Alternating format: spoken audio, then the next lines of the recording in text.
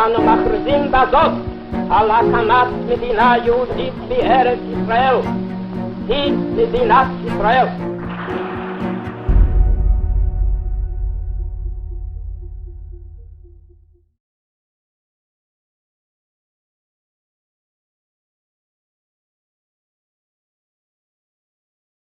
This lecture will be devoted to rights in the Declaration of Independence. Now, rights lie at the very center of the American Declaration of Independence. The most famous passage is this one. We hold these truths to be self-evident, that all men are created equal, that they are endowed by their Creator with certain unalienable rights, that among these are life, liberty, and the pursuit of happiness. Now, these will later be elaborated more fully in the Bill of Rights.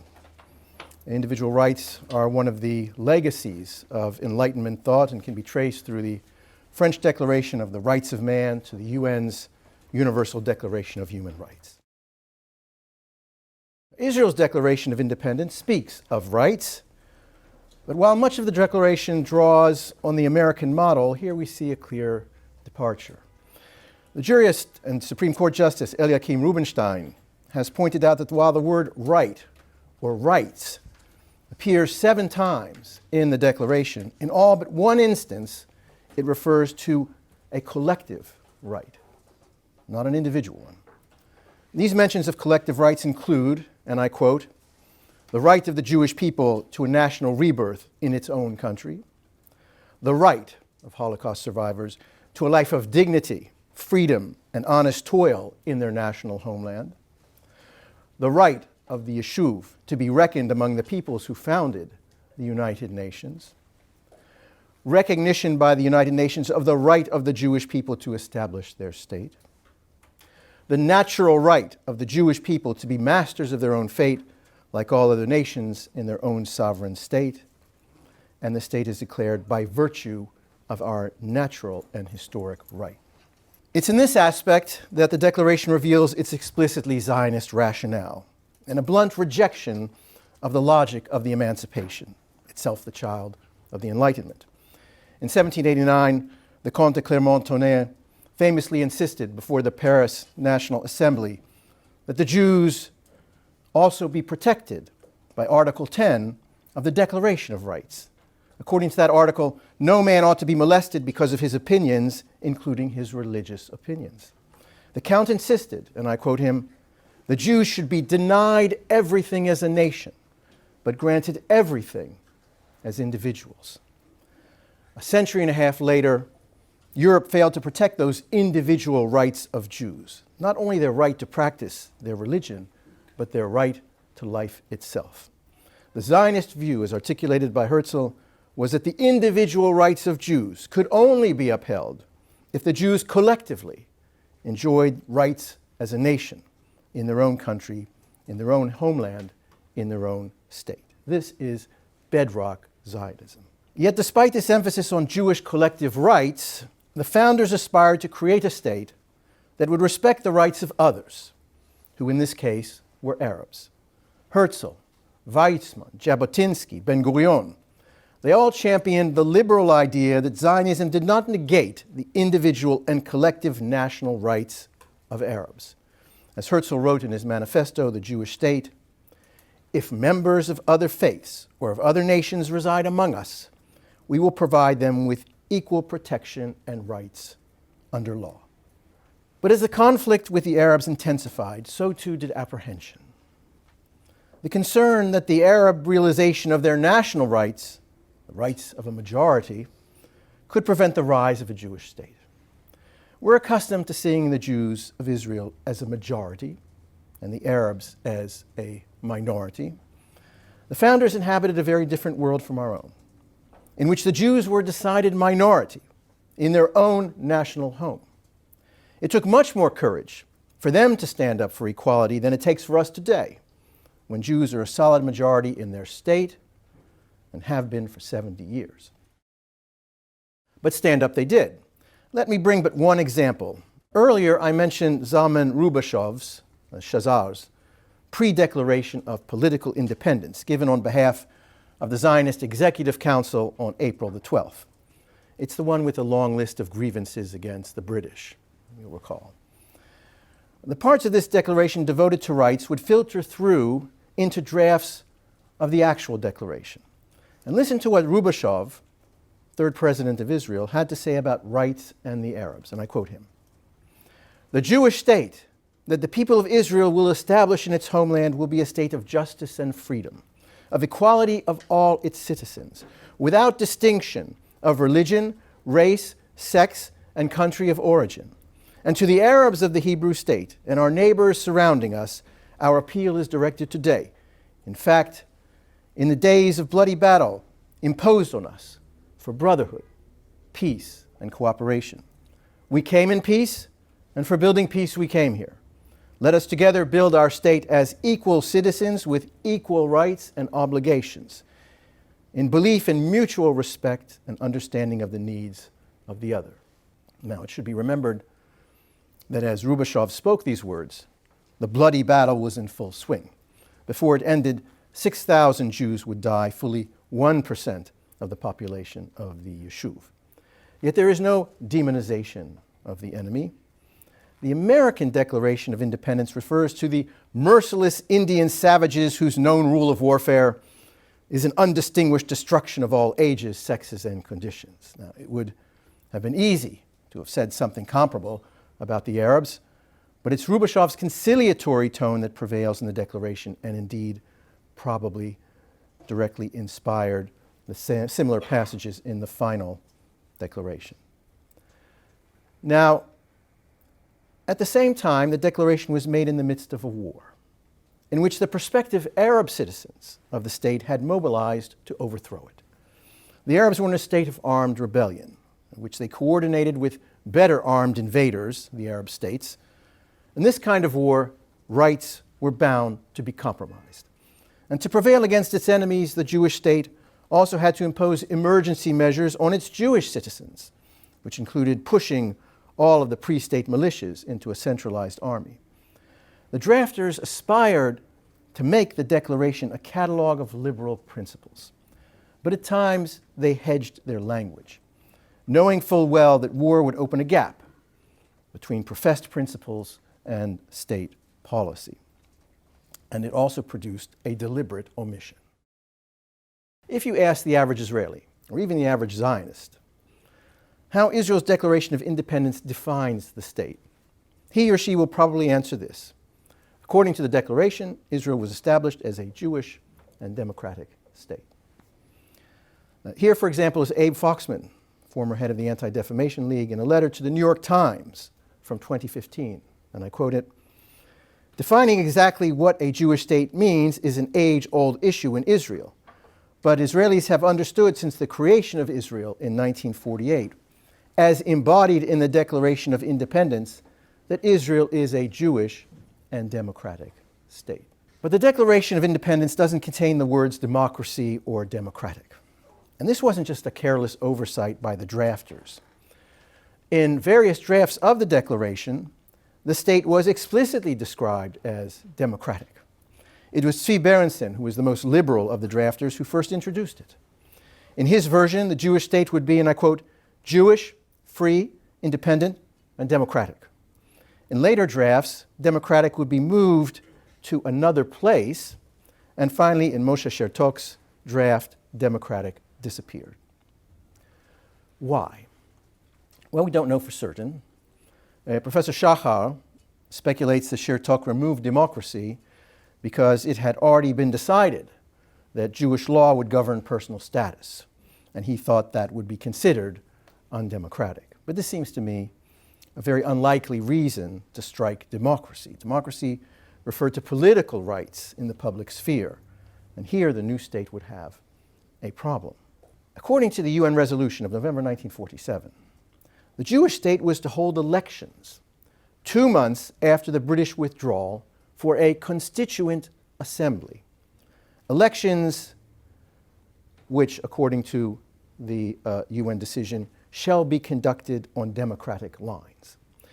The assembly would then, quote, "draft a democratic constitution," unquote, and then establish, quote, "a legislative body elected by universal suffrage and by secret ballot on the basis of proportional representation. End of quote. So the problem was this. In April and early May 1948, no one could be sure what the ethnic composition of the Jewish state would be. According to the partition plan, the Jews were to have the narrowest of majorities in the territory which was allotted to them. Jews would number 498,000, Arabs 407,000. Jews would have been only 55% of the population. Of course, after independence, the Jewish state would admit some hundreds of thousands of Jewish refugees, but that would take some years. It was also true that by May 14th, several hundred thousand Arabs had fled from areas under the new state's control. But what if the Jewish army were to capture even more territory allocated to the Arab state? Who knew how many Arabs would remain there, or whether the Jewish state might choose or be compelled to admit Arabs who had fled? In other words, there could be no certainty that the Jewish state would have a secure Jewish majority. Perhaps it would, perhaps it wouldn't. But how long could elections be put off in a democracy? Better to hedge, because democracy might undermine the entire purpose for which Zionism had been established: self-determination for the Jews in their own state. And yet there is a paradox. In the appeals section of the Declaration, we read this, and I quote, "We appeal, in the very midst of the onslaught launched against us now for months, to the Arab inhabitants of the State of Israel, to preserve peace and participate in the upbuilding of the state, on the basis of full and equal citizenship and due representation in all its provisional and permanent institutions." Now, Ben-Gurion himself, at the last minute, turned full citizenship into full and equal citizenship.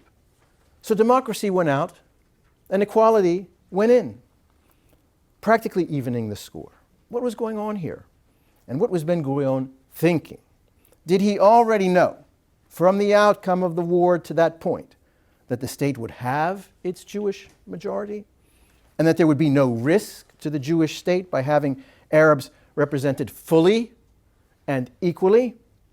Was this another instance where he saw far beyond anyone else to the kind of Israel that would emerge from the war?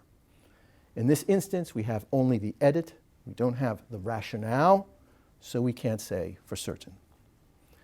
But we can surmise. Ben-Gurion held a vision of Arabs and Jews living side by side in perfect equality.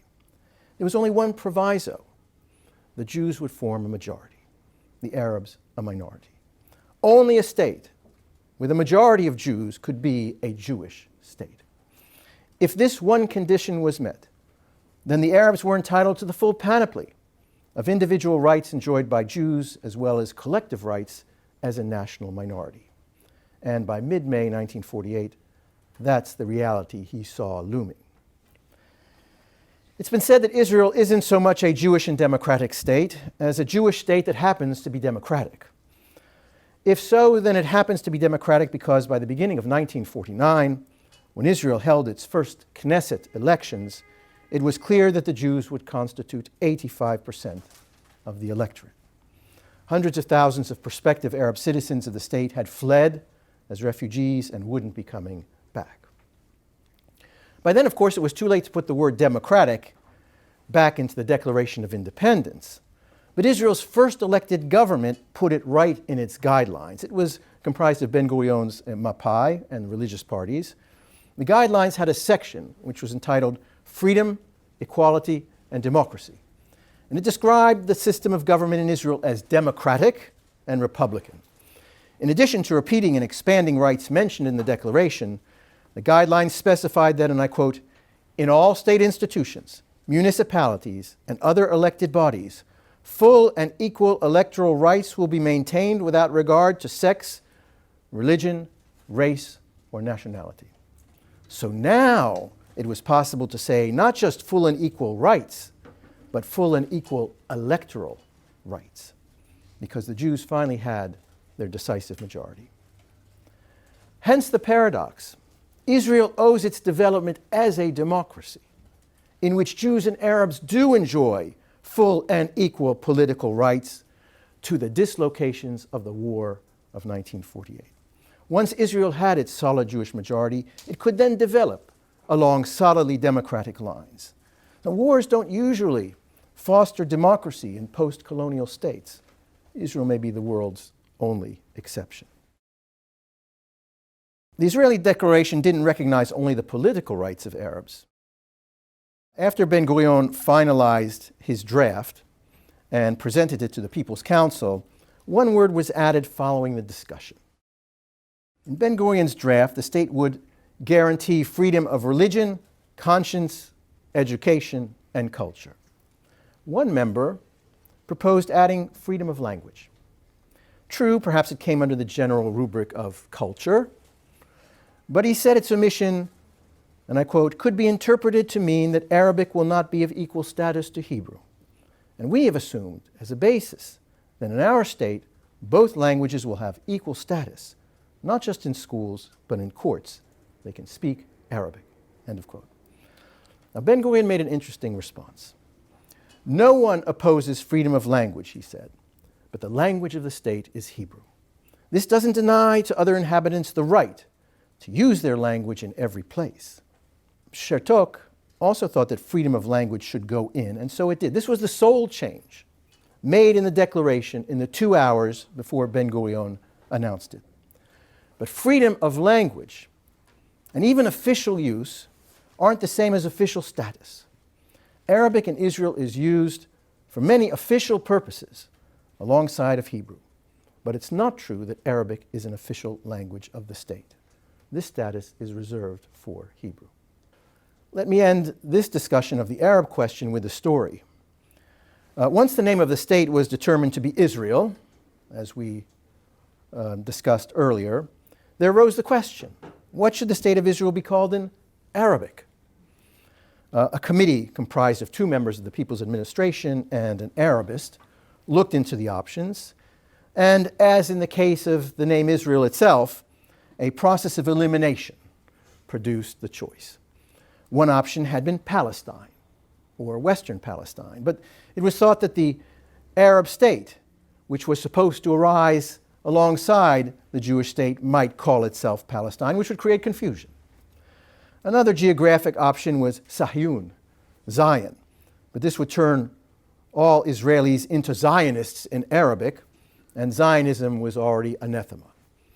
Aaron Zisling of Mapam, the man who wanted to keep Tzur Yisrael out of the declaration, opposed what he called forcing any Arab to bear a name he would find repulsive.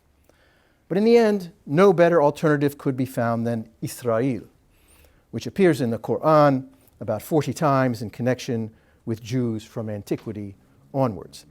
Chertok wasn't satisfied. I don't think it should be called Israel in Arabic, he said. But alas, he admitted, I tried to find a solution so as not to force Arabs to identify with the Jewish people, but I haven't found one. Israel was deemed the least offensive of all the options, and so the Arab citizens of the Jewish state also became Israelis, not just in Hebrew, but in Arabic, with apologies, it would seem. When one reads mention of rights in the Declaration of Independence, one sometimes has a feeling that the phrases are a bit too familiar. Israel, says the Declaration, and I quote, will ensure complete equality of social and political rights to all its inhabitants, irrespective of religion, race, or sex. Familiar indeed. This is an apparent crib of the UN Charter, which binds member states to show, and I quote, respect for human rights and for fundamental freedoms for all, without distinction as to race, sex, language, or religion. The other related provisions aren't cast as rights per se, but as guarantees by the state. Israel, and I quote, will foster the development of the country for the benefit of all its inhabitants. It will be based on freedom, justice, and peace as envisioned by the prophets of Israel.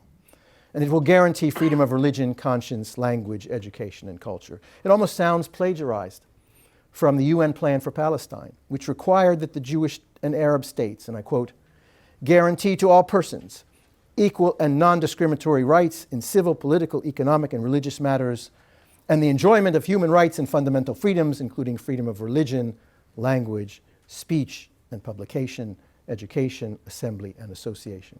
The list is rather more expansive. There's a striking correlation between the way rights are checked off in the Israeli Declaration and the way they're set forth in the relevant UN documents.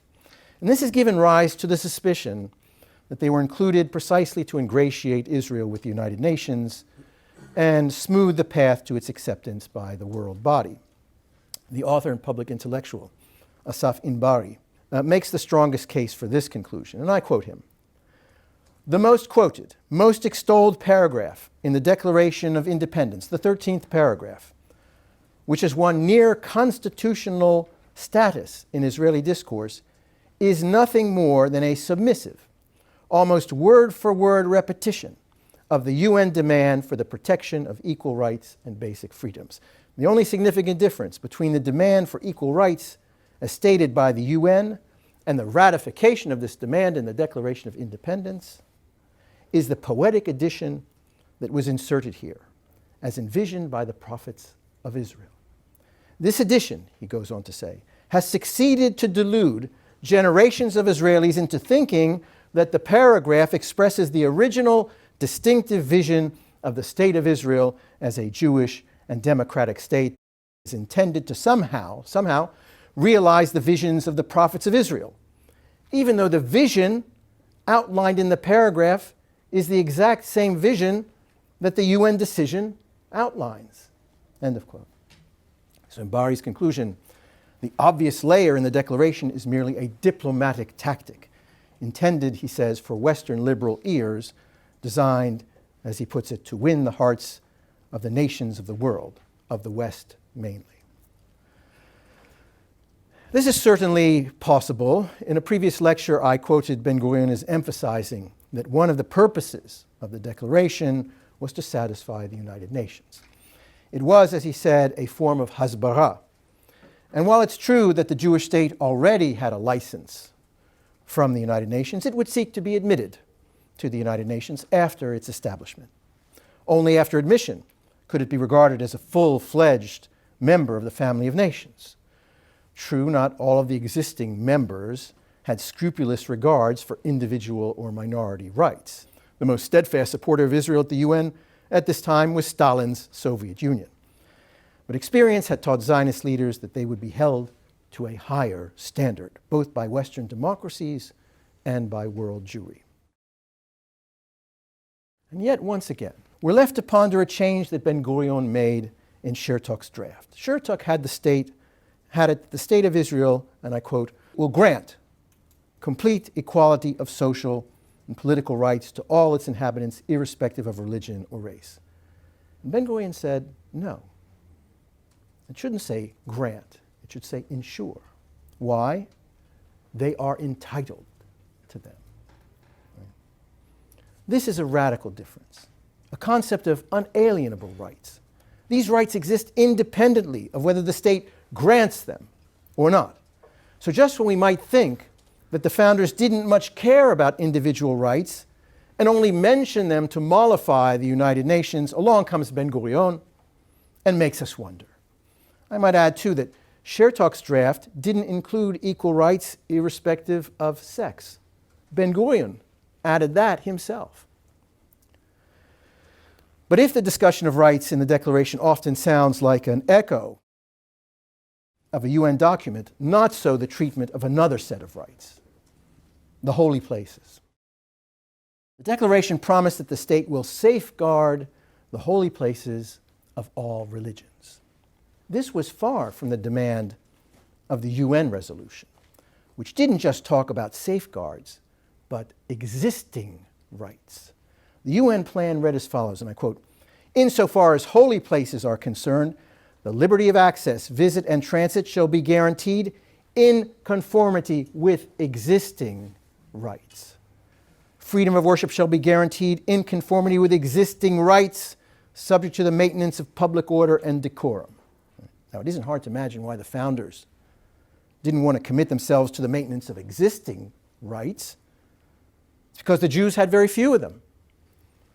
It was in the name of existing rights, also known as the status quo, the Jews had been subject to severe restrictions, even at the Western Wall. Now, this wasn't an operative issue in 1948. Jerusalem's old city was outside the prospective Jewish state, and so was Hebron. As we've seen, the declaration makes no mention of the Jewish holiness of the land or of any site. Indeed, there's no mention of Jerusalem at all in Israel's Declaration of Independence. It would have been a provocation to the international community, which had reserved Jerusalem for its own administration, precisely because of the holy places. But in the Israeli declaration, we see the seed of later Israeli policy in Jerusalem after 1967, safeguarding the holy places most definitely, and in accord with existing rights in the absence of a clear Jewish interest, but also improving conditions of Jewish access to Jewish holy places in the Jewish state. And you can see the results each time you visit the Western Wall Plaza or Hebron's Cave of the Patriarchs, where Jewish access has been restored and expanded.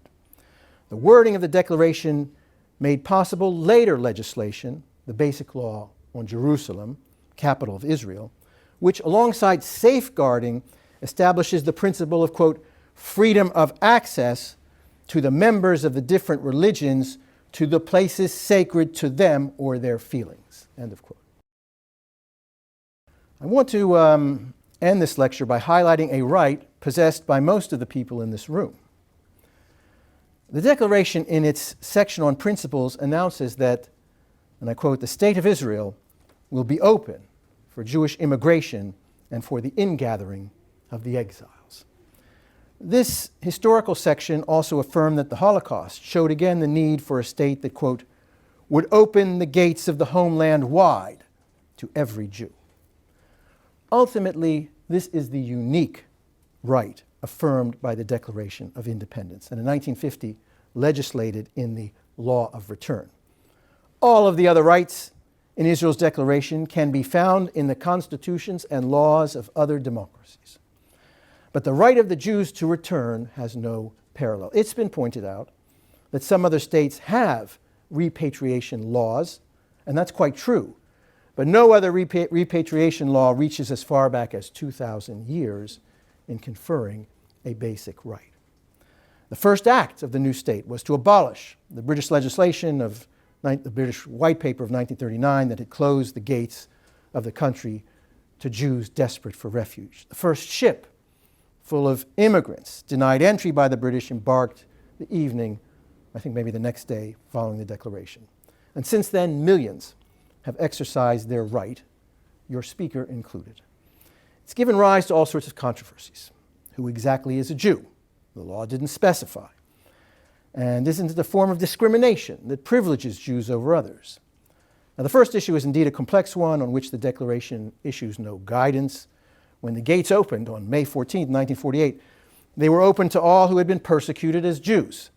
Who else would want to come to a state about to be invaded by enemies bent on its destruction? Over time, however, the issue grew complex and became part of the struggle between secular and religious authority in Israel. But that's a later development, and I'll leave it aside. The second issue, however, is a matter of broad Israeli Jewish consensus. Jews, whatever the definition, have the fundamental and inalienable right to live in their homeland. This is the meaning of the Jewish state. I remind you of the words in the Declaration of Independence. We hereby declare the establishment of a Jewish state in Eretz Israel to be known as the State of Israel. The Declaration established a Jewish state, which it happened to call Israel. It did not establish Israel and then define it as a Jewish state. The Jewish character of the state is fundamental and preceded any other characteristic of the state. And it is the Jewish character of the state which makes possible its democracy by assuring its Jewish majority. Not only are Jewish and democratic reconcilable, the latter depends on the former. And while it is true that the Declaration places emphasis on the collective right of the Jewish people to a state, the right to statehood can also be construed as an individual right. At one point in the meeting of the People's Administration, shortly before the declaration, Chertok responded to a question with this statement. Listen carefully. Not only the right of the Jewish people must be mentioned, the right of the Jewish individual, as an individual, to his personal honor, demands that he have a state. There is an allusion to this in the Declaration in the passage that says survivors of the Holocaust have a right to a life of dignity. We tend to think of honor and dignity as things that accrue to us by virtue of our achievements. But the authors of the Declaration lived in a world where Jews had been stripped of their honor and dignity simply by being made stateless people of nowhere. Zionism didn't invent the right to personal honor or a right to a life of dignity.